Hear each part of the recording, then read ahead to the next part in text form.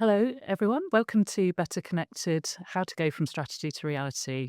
This is a Steer podcast where we're talking about the new National Transport Strategy, Better Connected. We've been waiting for some time for this document, over 18 months in development. And it's been nearly 30 years since we had a national transport strategy of this scale and scope. In fact, when I was doing my master's degree, 1998, which is quite frightening. So we're very excited to be talking about the strategy, talking about what we like about it, talking about maybe what we expected to see and maybe isn't in there, and what we think the implications are for our clients over the coming years. So super excited to get into that. My name's Nicola Kane. I'm a director at Steer in our Manchester office, and I'm joined today by a number of expert colleagues from across Steer. So we have Dom Smith, who's our National Active Travel Lead. We have Rubi Sarang from our rail team, who's going to bring some insights from the world of rail, and Steve Hunter, who'll be talking about the strategy from the perspective of bus, rail, and also appraisal. So I'm going to dive straight in. I think we were all kind of very intrigued to see how the document will be structured. If you have a look at the document, you'll see it's underpinned by three big principles. So it talks about people, place, and partnership, which I think is great in terms of setting the strategy in that broader context.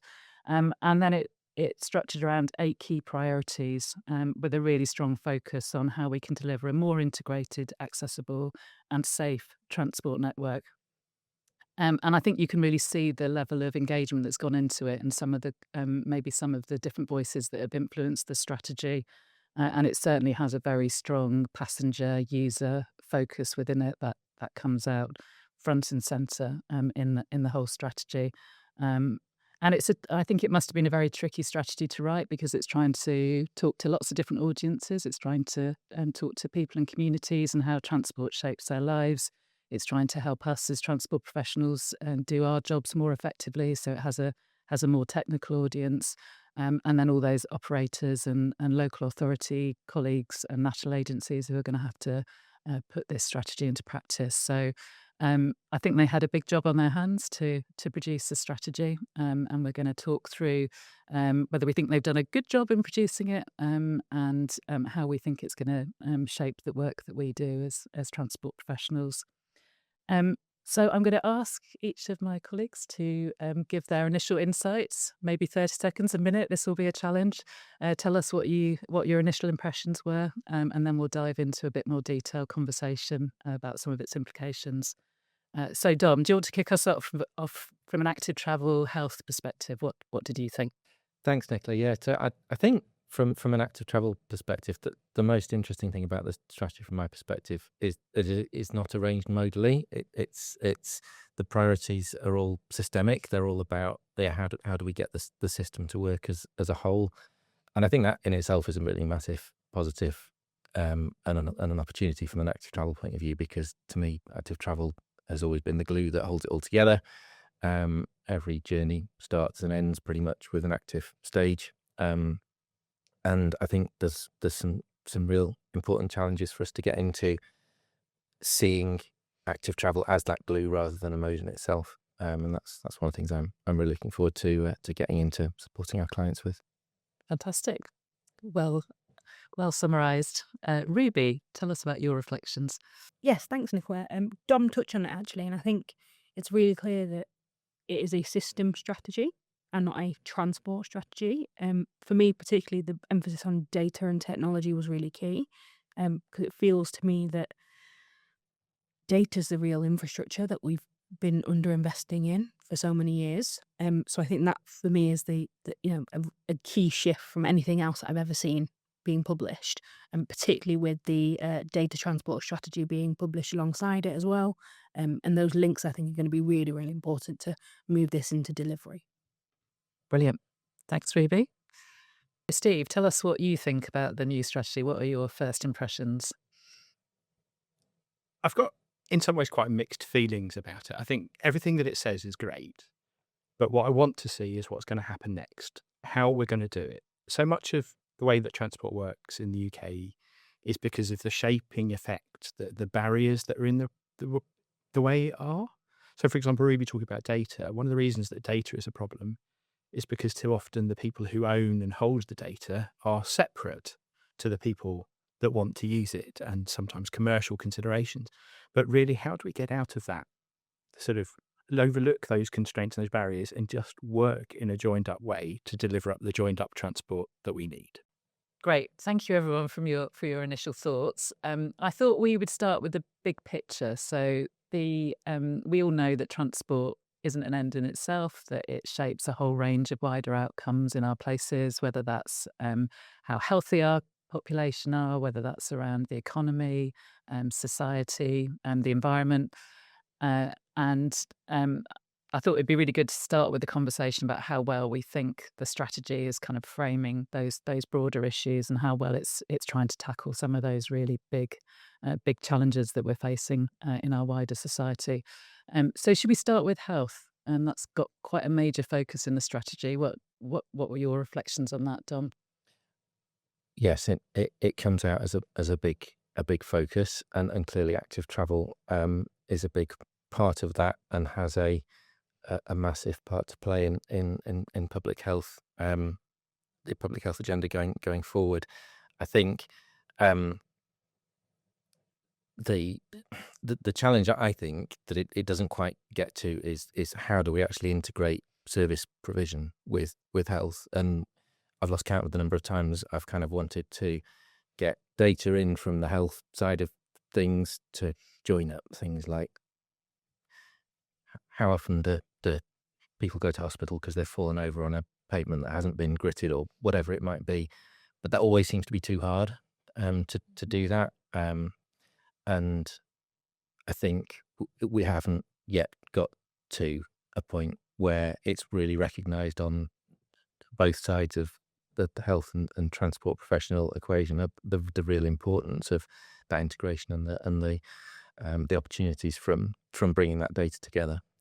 So I hope that this can be a catalyst to help us do that, because the health benefits are a massive part of why active travel is the best mode of transport.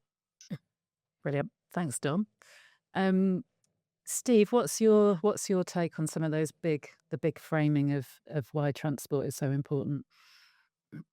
I think, kind of building on what Don was saying about the active travel, really, the integration has to be right. That if you want to come across from Leeds to Manchester, as I came today, I had to walk to the bus stop. I got the bus into the centre of Leeds. I walked to the train station. I got the train to Manchester, and every single part of that journey comes with its own stresses and considerations. And there's nothing worse than thinking about whether the train's going to be running on time when you're standing at a bus stop, not knowing whether the bus is going to turn up. And it just has to be all working properly. Making the trains run really fast between Leeds and Manchester is absolutely no help if you still go at the speed of a snail into the centre of Leeds, or you get to Manchester and you find that the location that someone's decided or you need to go to is just totally unconnected. Yeah, absolutely. So trying to join all that up has got to be sort of at the heart of the delivery of this strategy. One of the things I was looking at quite closely was around housing delivery. That's obviously a massive priority of the current government. And I was pleased to see there's a whole sort of chapter on how transport and development can be brought forward in a more integrated way. It's something we've been talking about for years and years, and I think we still struggle with. And rail actually is positioned as playing a really central role in that, Ruby, in terms of how can you get more development around train stations. Were you pleased to see that, or do you think it's articulated clearly in the strategy? Yeah, I mean, I think honestly, it's about time. I think it's been a while since the sort of wider government, but also within rail, they've actually realised the potential that rail has around housing development.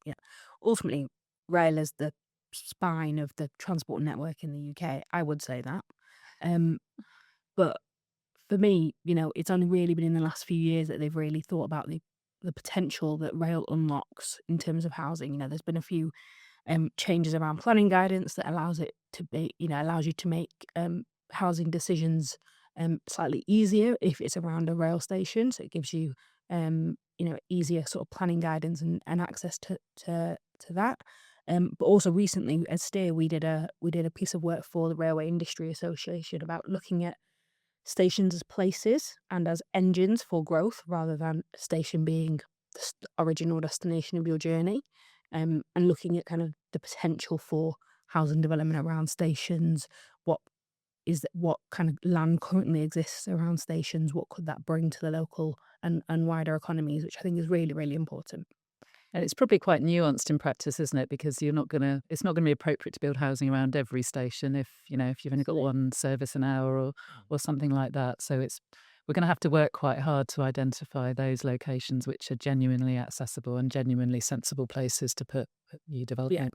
Is there a general point, though, that actually it makes sense to look at development which is connected to, integrated with existing facilities, rather than trying to get the transport to the development site you So that- found? We all know how difficult that is, Yeah.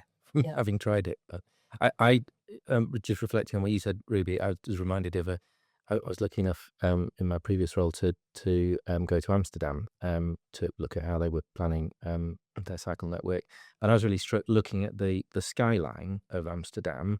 You could actually see where the kind of urban metro stations were, because the skyline goes up because they've densified the development around each of the stations. And there's there are perhaps some locations in Greater Manchester, perhaps. I'm thinking locally in my city where we're starting to get that, but I think there's a massive amount more can be done, isn't there, around getting that link up. And I think you're absolutely right, Nicola, that it's nuanced. From an active travel point of view, I did a piece of work a couple of years ago looking at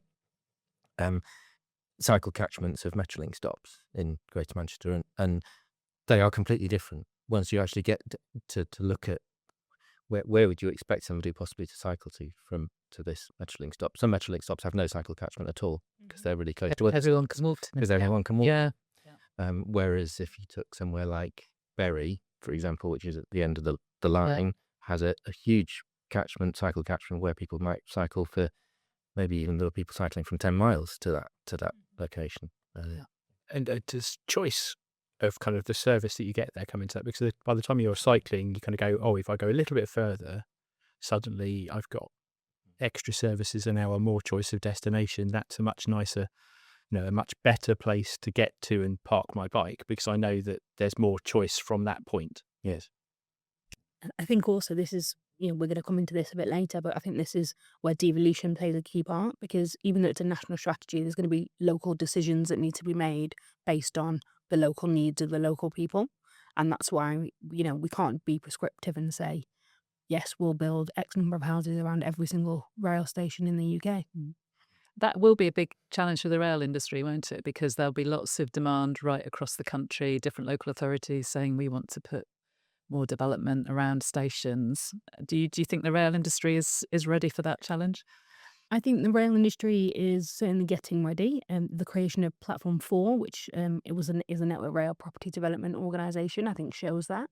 But also, you can see it now within renewals and enhancements for existing stations. It's considering the population and population growth and housing development opportunities, particularly new stations. You think about HS2, for example, Old Oak Common and Curzon Street are going to be massive development areas, and the station is just one single tiny part of that, and that's enabled that development area. And essentially, we're going to create new suburbs outside of major cities. So you're going to need different skills and capabilities within the rail industry as well, aren't you? Not just people who are used to kind of thinking about networks. They're going to have to think about the places those rail services serve. Yeah. I guess the other reflection on the development side was that policy does seem to be starting to join up. So we've got a new national planning policy framework. We've got vision-led planning talked about, not just in transport planning, but in land use planning as well. So I feel more optimistic that we're actually putting the supporting policies, guidance, getting more into the detail of how do you actually make vision-led planning work in practice. So I think that's really positive and really, really nice to see in the new strategy. The one thing that I was thought maybe was a little bit under underdeveloped in the strategy was the focus on carbon. I don't know if others thought that. It's kind of mentioned in relation to electrifying the vehicle fleet, but there was very little about the role of cars in our society. There was very little about reducing demand for travel overall. I don't know whether any of you had any observations on the kind of environmental emphasis of the strategy. I completely agree. Yeah, it was something that really surprised me when I read it, because to me, the reason that I've been in transport planning for 25 years is because I think it's a really important part of the decarbonisation agenda. And it's a massive part of lots of other agendas that are important as well. But yeah, it did feel to me that was, yeah, it didn't feel like it was articulating that as a kind of key reason for doing integrated transport planning. Yeah. Which was a surprise. And it didn't feel like a continuation of the sort of the climate emergency and the policy where we've been over the last few years, suddenly to kind of have a strategy that barely mentions carbon. I mean, carbon is difficult from a transport point of view, isn't it? Because, Nicola said, he talks about electrification, car fleets and things, but actually that doesn't fundamentally completely remove the carbon problem.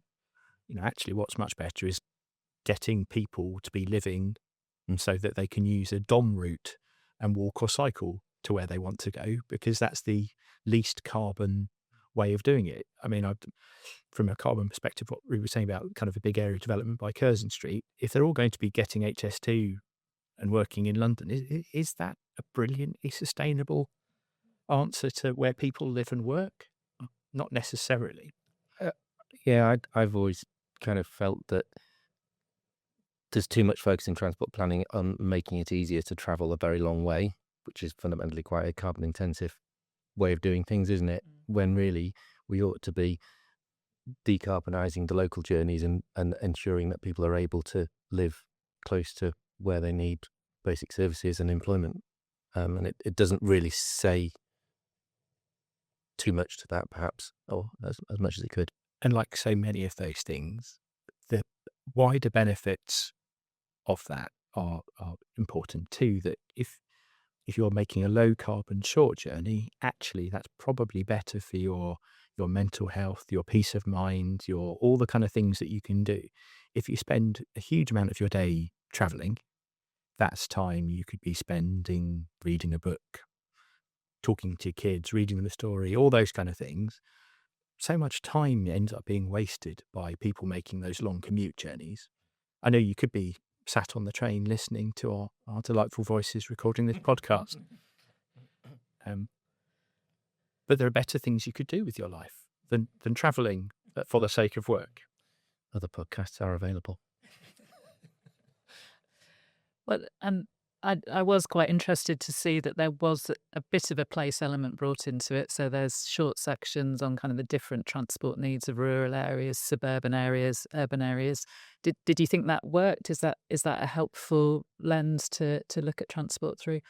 It felt like the strategy was quite introspective in that way, in that it focused on the different types of areas within the country, but it was more focusing on journeys within those areas rather than somebody that was commuting from a suburban area into an urban area, for example. Yeah. And it's getting that balance right, as you said, Dom. It's those short journeys as well as the longer ones, and it's finding the balance of where do we emphasize our efforts. Yeah, and perhaps accepting that people are going to be using cars in rural areas, which is a big challenge to address, but should we be putting more effort into providing alternatives to the car in those rural areas as well as the more urban towns and cities? But with finite amounts of money to spend, it can be really expensive to get a bus or a public transport solution to a rural area. So sometimes maybe we do have to accept that car is going to be the answer for some of those trips for some of those people, and concentrate on the places where we can actually make a difference, or transport can make a difference. And fundamentally, in a lot of the bits I look at in terms of transit particularly, that concentration of people making the same movement is really what counts. You have to be having enough people going between the same two places to make it worthwhile putting that investment into something that can carry them efficiently. And I suppose a key thing for me is whilst, yes, the car might be the best option for somebody living rurally, when that person needs to come into a city, are we providing options that mean that they don't have to do the bit of the car journey that ends up with this massive metal box coming into residential streets or city centre streets? And we've been doing quite a bit of work, for example, recently for Sheffield City Council on that. Nicola's been involved as well, and that's been really interesting to think about how do we provide those options where perhaps you can park and ride, you can leave your car, whether it's a tram or whatever, I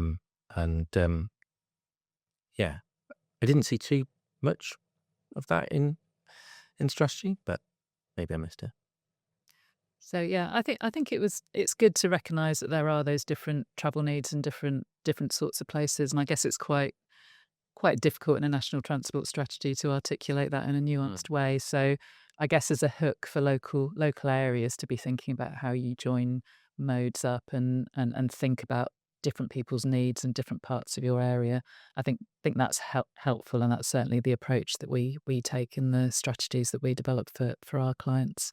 Is there something of a paradox, though, Nicola, that we finally get a national transport strategy for the first time in most people's working memories? And in it, they say, here's the national transport strategy that you're going to do, but it comes with devolution that allows you to decide what you're going to do, as long as you do what we tell you you're going to do. And it is really difficult, isn't it? If you're trying to create a truly integrated transport system, you do need things to be consistent across different areas. But as you say, at the same time, you're trying to devolve more of those responsibilities to the people and the leaders who know their places the best. So getting that balance right between the detail of what you do in that area, but making sure things join up across boundaries, that is a tricky balance. And I think trying to write this strategy must have been really challenging from that point of view. And fundamentally, we're talking transport, which kind of takes a lot from geography, and the nature of the places and the way the connections come into the places is what shapes them. It's one of the things that makes Manchester different from Leeds, is the kind of combination of where the railways were, that some of which became Metrolink, and the heavy corridors. And for example, Leeds is an interesting problem with active travel, which is fine radially, but the moment you try to go orbitally, you hit valleys. You hit valleys almost immediately. I just hit the microphone.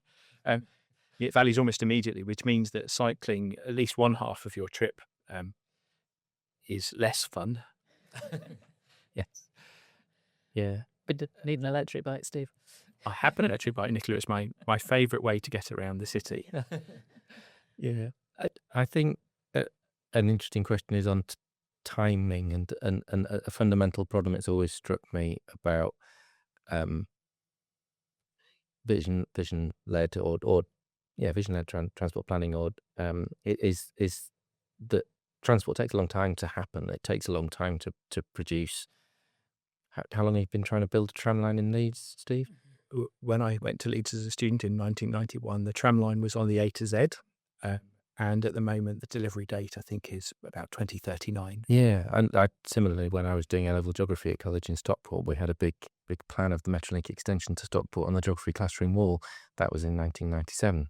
And we still don't have Metrolink to Stockport. The plan looks exactly the same. But, so it takes a long time, and that's not necessarily a criticism or a bad thing. We all do transport planning quite hard some of the time, but it makes it difficult in a kind of political time cycle to make this work. And I was struck as I was kind of reading Heidi Alexander's introduction that it's all very well, but how long does a transport secretary last for? And we, in order to get this to work, it needs some continuity of thought, even if not necessarily continuity of leadership, because we know that's not necessarily realistic. But there needs to be a commitment, and maybe we as transport professionals need to take more responsibility for that and not leave it to the politicians as much. I think it's interesting on that point, isn't it? Because I think it feels to me like transport is a bit of an uncontroversial topic in politics, in that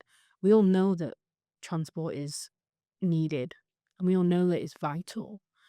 Yes, different governments have had different stances on specific projects, for example, but actually, like you said, in terms of having that longevity of leadership is not necessarily going to happen. But actually, it does feel like most parties are bought into integrated transport, and it does feel like it's not something that will need to be sort of trying to win people over, in another 4 or 5 years' time.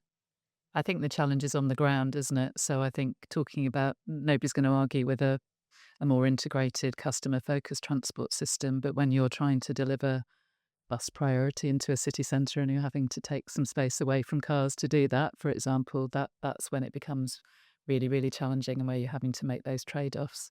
And I think that's maybe one area that this strategy slightly sort of skirts over, that those trade-offs are really challenging. And in a when you have finite road space, for example, then you're always going to be making those trade-offs, and that requires some quite strong leadership at a local level. So I think that's maybe an area that isn't really sort of tackled head on in the strategy. In terms of something else that the strategy maybe is quite quiet on, is actually the wider picture of transport and that connectivity.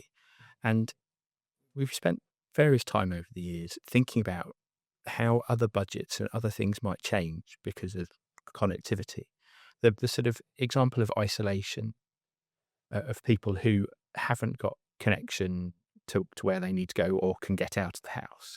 And I guess that talks to accessibility as well. But where in the strategies it talk about the fact that by spending money on transport, you might make savings in other budgets for your health, your social care, because actually you are providing opportunities for people to get out, to go for a walk, to go to the shops, or just not feeling so isolated. It's an absolutely huge part of the agenda, but we still only really talk about transport as sort of for its own sake. And I think that'll be what's interesting about devolution, and particularly places that have integrated settlements, and they'll have more flexibility to move things between different policy areas, and the degree to which local leaders will see transport as an enabler of a whole range of other ambitions, including social inclusion as probably one of the key ones, and health as well, actually. So, yeah, I think that, again, that's probably down to us to help make the case, isn't it, that transport cuts across a whole range of ambitions, and can help you deliver a really wide range of your objectives. And so, as you say, Steve, potentially save money in other parts of the system. So we've talked quite a lot about some of the bigger picture issues and some of the wider challenges the strategy is trying to tackle. But what really struck me was that this is a very user-centric strategy. It's all about people's individual experience, how we can create more integrated end-to-end journeys, how we can give people simpler ticketing options, more affordable fares, and how we can use data to support some of those ambitions.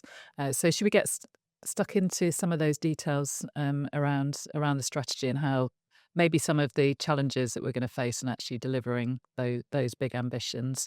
I suppose one other kind of key theme is around accessibility, and that really comes out very strongly. And certainly at the workshop that I went to right at the beginning of the engagement process, there were a lot of advocacy groups and disabled groups, and putting that case very strongly that at the moment the transport system really doesn't work for people with accessibility challenges.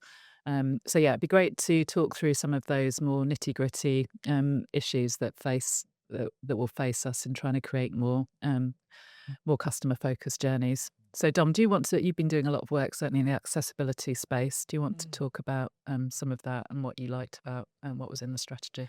Yeah, I really liked the focus on accessibility and access for all. It's something I've worked on right from the beginning of my career when I ran a engagement group with local advocacy groups in Stockport for disabled issues, and I think it's something that I think we've lost a little bit in recent years from an active travel perspective. Perhaps taking the example of low traffic neighbourhoods, where we've had a big focus on removing through car trips from neighbourhoods with modal filters, which is a good thing. It's a controversial thing often, but it is a good thing.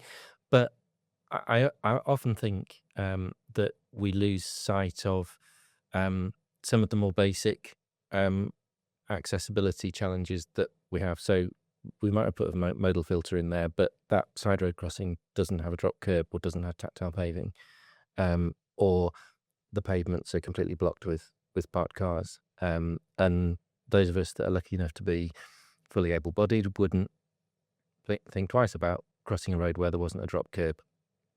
But for a significant minority of people, that's a real issue, and it really prevents them from getting out and about, and means that they're dependent on taxis often, rather than being able to walk or wheel short journeys. So I really welcome that focus in the strategy, and I'm really looking forward to supporting clients to deliver targeted, localized accessibility improvements at the neighbourhood level. Great. Thanks, Dom. Ruby, this is a big issue in the rail industry as well, isn't it? Do you want to talk a bit about that? Yeah, I mean, rail is pretty prolific for not being particularly accessible, and also for being quite difficult to be accessible. But also, I think for me, accessibility is a bit wider. It's about the accessibility of kind of having the confidence of being able to travel. I'm somebody that uses the train very regularly, so I know exactly kind of what time my train is planning to arrive. I know exactly where I need to stand on the platform, all of those things because I do it so often. The majority of people that I know will very rarely get on a train. And if there is the option to do that, they will not take it and they will use a private vehicle or do something else just because too much of a faff. I have to have 6 different tickets to be able to use my one journey, and don't know how I'm then going to get from the station to my end destination. So I think for me it's about, first of all, if the system is physically accessible, that will obviously give confidence that you can make the journey that you want to make. But then also it goes wider into understanding the ticketing system, understanding fares, understanding the station and the environment that you're in. All of those things I think is particularly important. You've then got also kind of safety comes into it as well. Stations tend to be not very well lit occasionally, and that might then impact, particularly women or people that feel more vulnerable. And, all of those things I think need to come together as a system to make the transport system more accessible to everybody. And it really does benefit everybody, doesn't it? You might think, oh, this is just, we're putting in this lift, for somebody in a wheelchair, for example. But if you've got a pushchair, you've got heavy luggage, any of those things, you've got an injury, there are all sorts of reasons why actually that lift could make a real difference to a whole range of different customers. Everything you said, Ruby, about the kind of legibility of the network equally applies to buses into active travel, that the biggest blocker can be, bus should be the simplest decision that anybody gets to make. But you hear about whole groups of people where they've never, or their children have never been on a bus. And, active travel, one of the biggest questions is, will I definitely be able to get there? What route do I need to take? How do I get through that junction? And that just understanding how you're going to do it and that it will work the way you expect it to is so important. Wayfinding is a significant part of that wider accessibility, as you put it, from an active travel perspective. We've been doing quite a bit of work for clients on wayfinding recently and developing approaches which are accessible and talk to people rather than talk to transport planners. I think that's a bit of a general theme with transport planning. We tend to think as transport planners, who might get trains quite often, for example. But as you say, a lot of people, it's a barrier to, and it needs to be easy, doesn't it, to be accessible. And we can't just fix the rail stations. We've got to make sure that actually there's a accessible walking route from people's homes to that train station or to that bus stop. And if we don't think about that entire end-to-end journey, then it doesn't matter how accessible the station is. People won't be able to get there. And the return journey. As well as the out journey, because Yeah. you arrive back and it's dark. It's Yeah. a very different prospect to what it might have been in the morning. Absolutely, yeah. I think that's one of the ways that thinking about the way the strategy deals sort of without being too modally specific, I think it does make that conversation about accessibility easier, because it's too easy to kind of go accessibility, immediately go accessibility of rail, you need to think about accessibility for people to make those journeys. And just kind of that maybe brings us on to one of the other things that sort of is wider, is that affordability point, the affordability of the trip, which I don't quite think the strategy really gets there. It sort of says, to make the trip more affordable, we've frozen rail fares. Well, unfortunately, an awful lot of the people who most need affordable travel probably aren't using the train. And even for bus fares, the sort of the solution as put into the document seems to more be, if enough people use it, it will become cheaper. And the reality is that actually to make travel more affordable, and that's a huge issue, to make travel more affordable, not just fares, how much it costs to own or drive a car or to park, all those kind of things, whatever you need to do, is it needs a better solution than just to say, if more people use it, it will become cheaper, and that'll be fine. And probably the affordability of travel is going to be the first thing to fall over, because with what's happening on a global basis at the moment, fuel prices are going through the roof.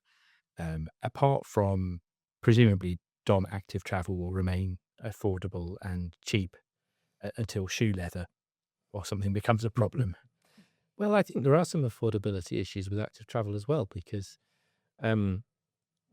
bikes can be expensive, but also space to park a bike at home is expensive. It's all right. Well, maybe at your destination, your workplace might have workplace parking, but how many people have actually got the space to keep a bike somewhere undercover that's secure, where they're confident it's still going to be there in the morning? And something we've been doing recently is looking at how we can best target on-street residential secure cycle parking for our clients. It's got quite popular in London. Looking at how we can roll that out wider in some of the more northern cities there as well. So. And that'll be even more important if we're putting higher density development around stations, for example. So all these things start to come together, don't they, in terms of needing the full range of integrated solutions. Ruby, you mentioned data at the beginning. Do you want to touch on that a little bit more in terms of the role of data in creating these more integrated journeys? Yeah, I think it's a really interesting one, isn't it? I think, Steve said it as well in his opening remarks. It's it's always very much been kind of hoarded, let's say, or kind of everyone's kind of gatekeeped the data and their own data, and obviously yes, there are commercial sensitivities, and obviously yes, occasionally the bus and the rail network will be competing against each other, but ultimately we need to be working towards a shared benefit. And I think this is hopefully what this strategy is trying to do. By not being split out modally, it's showing that actually, this is better for everyone. And it sounds a bit of a cliche, but, yes, if you get more people on the train and then you're able to make sure that your bus timetable is aligned with the rail timetable, that's going to be mutually beneficial for both of them. So I think that's really, really key. And as I said before, I think it's less been underinvested. I think it's just not really been thought about in that way. And that actually data is probably the most vital infrastructure we have for the transport network. And without it, everything kind of falls over. And obviously, there's lots of talk about innovation and AI in particular. There's recently just been an AI strategy developed for rail, for GBRX, which is kind of the innovation body for Great British Railways. But for me, technology and innovation is going to be able to sort of help us scale up what already works rather than trying to create something new. Because actually it's relatively simple in that, having integrated ticketing, having simpler fares, technology is going to be able to enable us to do that. And I think that's kind of key, focus on what already works and try and roll it out. And this is where devolution is actually quite helpful, because you'll have local leaders who are interested in having more influence or control over buses, over trains. They'll want to know how that whole system is working, how reliable it is, whether it's providing the services that people need, whether it's integrating effectively. So actually maybe those local transport authorities almost become the convener of some of these different sources of data and bring that together with user insight, and actually you start to get a much clearer view of how the whole system is working rather than just different parts of that system having a very narrow view of the bit that they're responsible for. But that whole person focus needs to not be lost. There's sort of been in the last few years a bit of a theme with bus trips to use AI to look at the timetabling. Only what you get is timetables that are great because they are reliable. The buses stick to that timetable.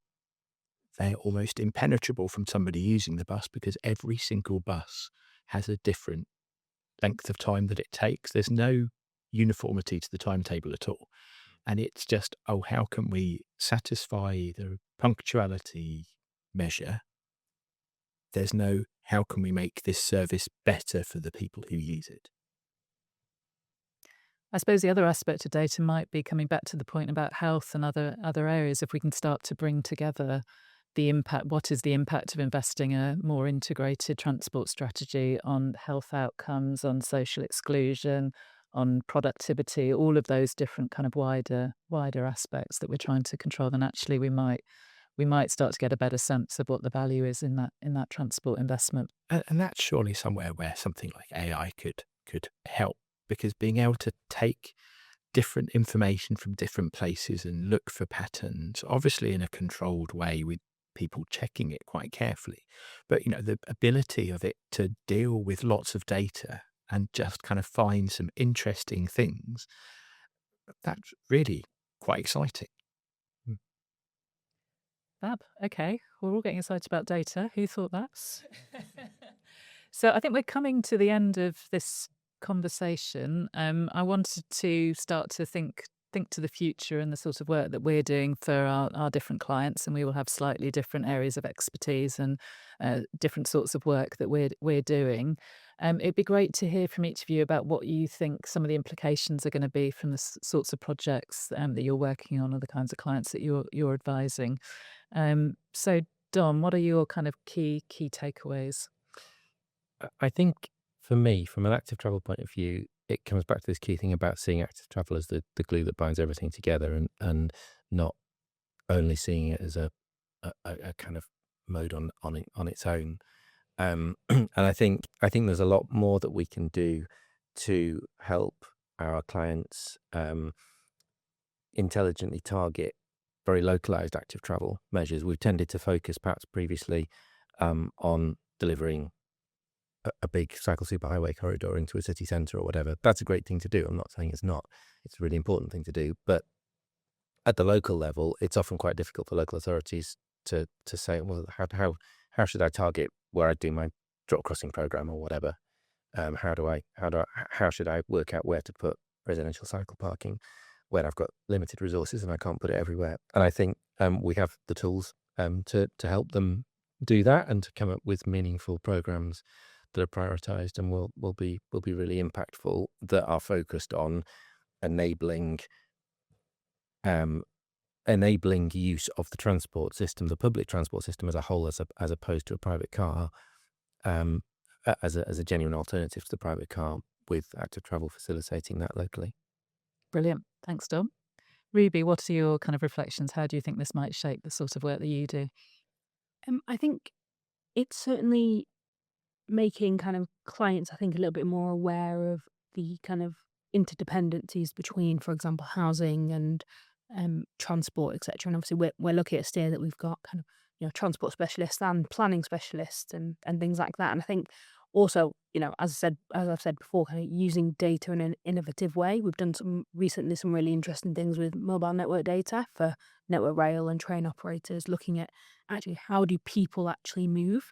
So, we know that rail carries people, but data carries the system, and it's looking at, yes, there's a train here, but actually how many people are on that train, and how many people are then getting onto the bus or getting onto the tram or walking to their destination, and what can those insights bring, rather than kind of focusing on performance, but actually having passenger weighted performance metrics and things like that. I think that's really insightful, and that's where I see this sort of stuff going, particularly within integrated transport.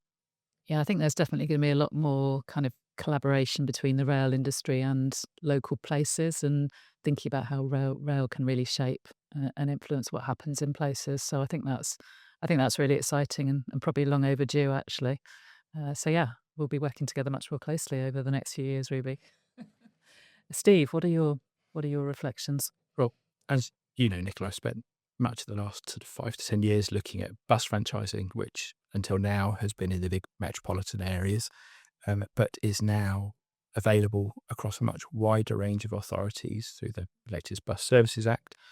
And while bus franchising isn't necessarily the solution to some of the problems and some of the issues we've got, it can remove some of those barriers we were talking about earlier, because bus franchising, suddenly that becomes the point where obviously the local authority isn't going to put in a bus service which is competing with its own transit service or with rail. And suddenly you get to a situation where you are planning an integrated network. You do have that power, that influence. You can decide who is going to get a regular bus service, how you get to serve the more rural areas, how you join these things up. You can decide, for the first time since 1986, how much it's going to cost people to make a bus journey. The number of bus journeys that are made in the country is phenomenal. I mean, maybe Dom will slightly uh, out outdo me with the number of trips that are made on foot and on bikes, but this sort of huge number of trips are made by bus, and for so many years, not that much attention has been paid to them, but that is gradually changing. That's great. Thanks, Steve. The other aspect that I think probably relates quite closely to the kind of work you do is the slightly techie final priority chapter, which is all around optimizing decision making and appraisal, with a sort of strong focus on place based business cases in particular, and thinking about how we make the case for transport that doesn't just focus on the transport benefits, but looks much more about, again, about how transport shapes places. How is that likely to change the way that we make that case for investment? I think it has to be the case that sort of looking at a more place-based business case and devolution of those decisions has to go hand in hand. Because again, the idea that someone in government should say, "Here's what would be good for your place in the north of England," now, how could that possibly be the case? But it does show that we need to sort out some of the sort of the skills and experience distribution, as it were, that we're talking about new types of business case, new focus for business case in a time when actually some of those skills that are needed to assess, or either to develop the business cases or to assess them, understand them, are quite short supply perhaps. And that balance of how you kind of um, deal with the sort of local knowledge versus um, wider experience, and make sure you've got the correct balance of how you make those decisions. And, you know, we shouldn't fall into the trap of thinking that just because we can make decisions locally, we can make any decision we feel like. That the underlying point of those decisions will still remain: how do we demonstrate that this is the right option at the right time and the right thing to do? Devolution isn't a license to say, oh, we can finally build our cycle superhighway across the Pennines or through the Pennines or whatever it is. It still needs to show that that is the right solution at the right time to the right problem.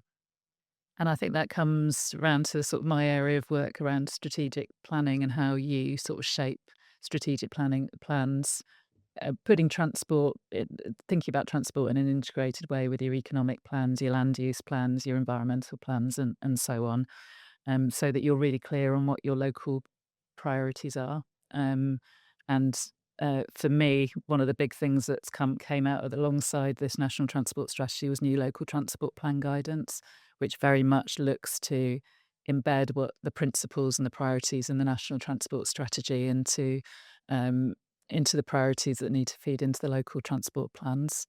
I think there are some interesting questions about how much freedom that then gives local areas to focus on the things that they think are important. But anyway, it's a way of starting to turn that national transport strategy into action at a local level. So that's something that we're working through in real time with some of the clients we're developing local transport plans with. Um, And I think in general terms, that's really positive that we've got a much clearer direction, and hopefully you'll then get local transport plans that kind of mesh across boundaries, and that have a level of consistency that enables those end-to-end journeys to be planned in a more integrated way. So yeah, it's going to have a real impact, I think, in a lot of the work that we're doing at that more local level. That's been a great conversation.